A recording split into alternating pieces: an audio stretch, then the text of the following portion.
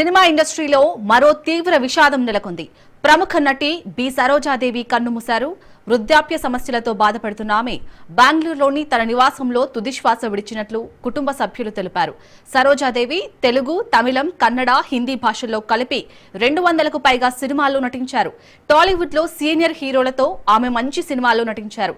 సరోజాదేవి 1938 జనవరి 7 బెంగళూరులో జన్మించారు. సరోజాదేవి తొలి చిత్రం కన్నడ భాషలో మహాకవి కాళిదాస. ఇది జాతీయ అవార్డును గెలుచుకుంది. ఈ చిత్రంలో ఆమె సహాయ పాత్రలో నటించింది. ఇది ఆమెకు మొదటి పెద్ద విజయాన్ని అందించింది.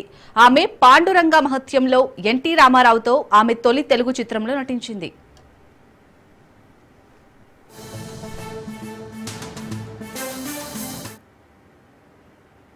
ఈ చిత్రంలో కృష్ణకుమారి ఆమెకు డబ్బింగ్ చెప్పింది. తర్వాత ఆమె స్వయంగా డబ్బింగ్ చెప్పి సీతారామ కళ్యాణం, ఆత్మబలం, పెళ్లి కానుక వంటి విజయవంతమైన చిత్రాల్లో నటించింది. కళామ తల్లికి ఆమె చేసిన సేవలకు గాను కేంద్ర ప్రభుత్వం 1969లో పద్మశ్రీ, 1992లో పద్మభూషణ్ అవార్డులతో సత్కరించింది. అలాగే తమిళనాడు ప్రభుత్వం కలైమామణి అవార్డును ఇచ్చింది. 2009లో ఎన్టీఆర్ నేషనల్ అవార్డు, నాట్య కళాధార అవార్డులు అందుకుంది. 2007లో rotary Shivaji award, Filmfare lifetime achievement award, south అవార్డును సైతం సరోజాదేవి అందుకున్నారు. ఆమె 1998, 2005లో 45వ, 53వ జాతీయ చలనచిత్ర అవార్డుల జ్యూరీ అధ్యక్షురాలుగా వ్యవహరించారు. 2010లో భారతీయ విద్యాభవన్ పద్మభూషణ్ బి సరోజాదేవి నేషనల్ అవార్డును ప్రవేశపెట్టింది.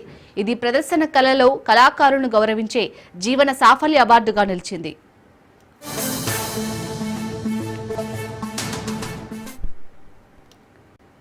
దీనికి సంబంధించి పూర్తి డీటెయిల్స్ మా ప్రతినిధి పవన్ అందిస్తారు. పవన్, సినీ పరిశ్రమలో మరో విషాదం కూడా చోటు చేసుకుంది.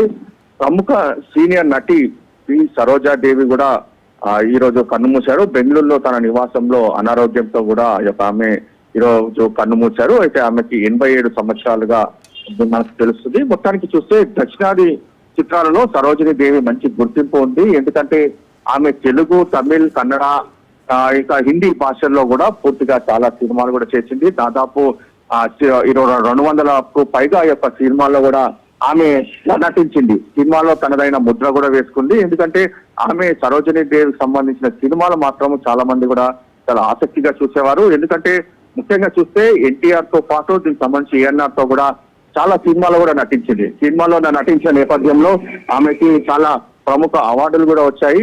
అవార్డుల నేపథ్యంలో చూస్తే 1969లో పద్మశ్రీ అవార్డు, 1992లో పద్మభూషణ్ అవార్డు కూడా ఆమె సొంతం చేసుకుంది. అంతేకాకుండా 2009లో ఎన్టీఆర్ నేషనల్ అవార్డు కూడా పూర్తిగా ఆమె అందుకున్న పరిస్థితి కూడా చూస్తున్నాము. ముఖ్యంగా చూస్తే ఆమె తెలుగులో చూస్తే పూర్తిగా దీనికి సంబంధించి పాండురంగ మహత్యం తొలి సినిమాగా మనకు తెలుస్తుంది. అంతేకాకుండా కన్నడ భాషలో చూస్తే మహాకవి కాళిదాస ఒక సినిమాలో కూడా నటించింది. ఇలా ఆమె నటన మాత్రం చాలా అందరినీ కూడా ఆసక్తిగా ఆకర్షిస్తుంది. మొత్తానికి చూస్తే సరోజినీ దేవి ఒక కన్నుమూత కావడంతో సినిమా పరిశ్రమ మరో విషాదం కూడా చోటు చేసుకుంది. ఎందుకంటే ఇలాంటి నటులు మళ్ళీ రారు అనేది మాత్రం ప్రధానంగా దీనికి సంబంధించి చాలా మంది సహజ నటులు కూడా చెప్తున్న పరిస్థితి అనిపిస్తుంది. ఓవరాల్ గా చూస్తే బెంగళూరులో తన నివాసంలోనే కన్నుమూశారు. Right, thank you Pawan.